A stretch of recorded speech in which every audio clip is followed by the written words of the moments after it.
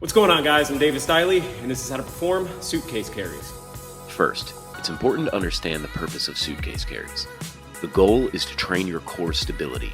In other words, you are training the ability of your core to maintain its neutral position and remain unchanged, regardless of the external loads placed on it. So, with this in mind, pick up the load you are going to carry in one of your hands. Now, you must stiffen your entire upper body.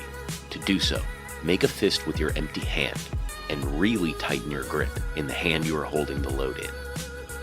With a good and upright posture, drive your clenched fists down towards the ground hard with your pecs and lats.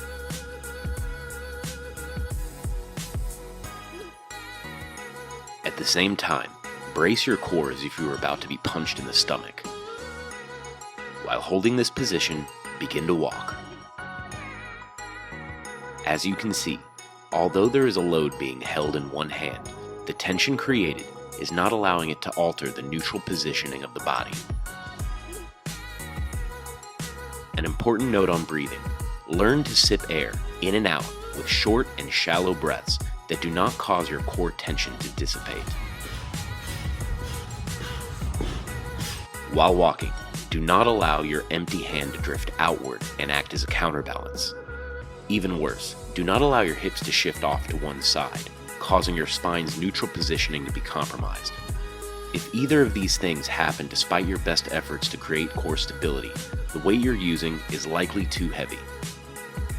Instead of just holding the load down at your side, you can hold it in an elevated front rack position. It requires a bit more focus on having a tight grip in order to stabilize the weight, especially when using a kettlebell.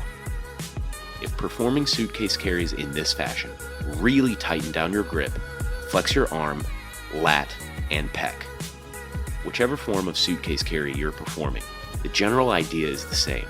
Walk with a weight and do not allow it to change the neutral positioning of your body at all.